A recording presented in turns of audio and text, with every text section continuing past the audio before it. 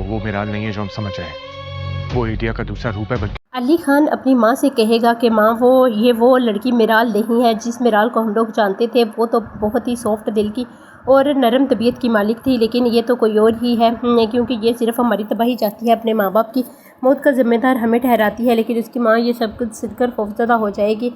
علی خان جب گھر واپس آئے گا تو اپنی ماں کو یہ سب کچھ بتائے گا کہ میرال وہ لڑکی نہیں ہے جسے ہم سمجھ رہے ہیں، یہ ہم سے بدلہ لینے کے لیے آئی ہے اور اپنے ماں باپ کا ذمہ دار ہمیں سمجھتی ہے. تو اس کی ماں حیران پریشان ہو جاتی ہے کہ علی خان یہ کیسے ہو سکتا ہے، میرال تو نہایت ہی اچھی بچی ہے، میں بھی یہی سوچ رہی ہوں کہ آخر اسے ہو کیا گیا ہے، یہ اس طرح کا ریئیکٹ کیوں کر رہی ہے. علی خان کہتا ہے کہ ماں یہ اپنے ماں باپ کا قاتل ہمیں سمجھتی ہے اور یہی چاہتی ہے کہ ہمارے جھوٹ کی وجہ سے اس کے ماں باپ کی جان چلی گئی اور ہم نے اس کا ساتھ تک نہ دیا. لیکن میں نے جلد باز میں سے شادی تو کر لی، لیکن اب بہت پچھتا رہا ہوں، یہ سب کچھ نہیں ہونا چاہیے تھا. وہ سب کچھ اپنی ماں کو بتائے گا. اس کی ماں بھی حیران پریشان رہ جائے گی کہ آخر میرال کو ہو کیا گیا ہے، وہ کس طرح کی باتیں کر رہی ہے اور علی خان کو اس طرح تنگ کیوں کر رہی ہے. علی خان سے اس کی ماں کہتی ہے کہ تم پھر بھی ایک دفعہ میرال سے بات کر کے دیکھو، کیونکہ میں خود میرال سے بات کروں گی. جب وہ میرال سے بات کرنے کے لیے آئے گی تو میرال سے کہے گی کہ بیٹا آخر تم کیا چاہتی ہو. تو وہ کہتی ہے کہ میں تم لوگوں کی تباہی اور بربادی چاہتی ہوں، کیونکہ میں نہیں چاہتی کہ تم لوگ اس طرح کی اسٹائلش زندگی گزارو. میں چاہتی ہوں کہ تم لوگ سسک کر مر جاؤ جس طرح تم لوگوں نے میرے ماں باپ کو مارا. تو وہ یہ سب کچھ برداشت نہیں کر پائے گی کہ آخر میرال مجھے اپنے کانوں پہ یقین نہیں آ رہا کہ یہ سب کچھ تم کہہ رہی ہو.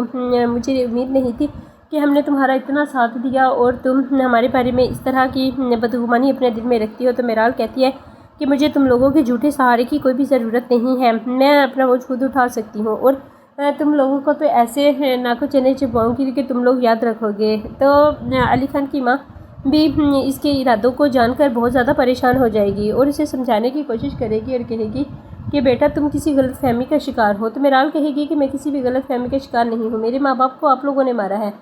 اگر آپ لوگ اتنے زیادہ جھوٹ نہ بولتے اور اس طرح سے میری شادی نہ توڑواتے تو شاید آج میرے ماں باپ میرے ساتھ ہوتے اور زندہ ہوتے. لیکن تم لوگوں کی ہٹ درمی اور بیجا ضد کی وجہ سے مجھ سے میرے ماں باپ چھین گئے، اب میں کس کو ذمہ دار ٹھہراؤں.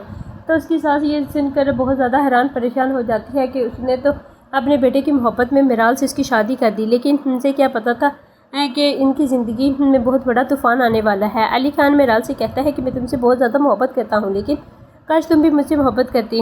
وہ کہتی ہے کہ میں تم سے محبت کرتی تھی، لیکن تمہارے جھوٹ فریب کی وجہ سے تم نے میرا دل چھلنی کر دیا. اب یہ دل تم سے محبت نہیں صرف بدلہ لینا چاہتا ہے اور میں تمہیں کامیاب نہیں بلکہ برباد ہوتا ہوا دیکھنا چاہتی ہوں. میں چاہتی ہوں کہ تم اور تمہاری ماں ذلیل و رسوا ہو جاؤ اور تم لوگوں کو ایک پل بھی چین نہ آئے. جس طرح سے تم لوگوں نے مجھ سے میرے ماں باپ چھینے، اس طرح سے تم لوگ بھی برباد ہو. علی خان یہ سب کچھ سن کر بہت زیادہ پریشان ہو جائے گا کہ آخر میرال کو ہو کیا گیا ہے، میرال کس طرح کی باتیں کر رہی ہے. اسے میرال سے اس بات کی توقع نہیں تھی، لیکن میرال بہت بڑی غلط فہمی کا شکار ہے. وہ علی خان کو بہت غلط سمجھ رہی ہے. علی خان نے تو اس وقت ساتھ دیا جب اس کا ساتھ دینے والا کوئی نہیں تھا، لیکن میرال کو اس بات کا کوئی احساس نہیں ہے. اسے کسی نے اس کے دماغ میں یہ بات ڈال دی ہے، اس کی مخالف جو علی خان سے شادی کرنا چاہتی ہے اس نے اس کے دماغ میں بات ڈالی ہے کہ تمہارے ماں باپ کو علی خان نے قتل کیا ہے. تو وہ اس پر ضد پر لگی ہوئی ہے، اس کے پیچھے لگ کر علی سے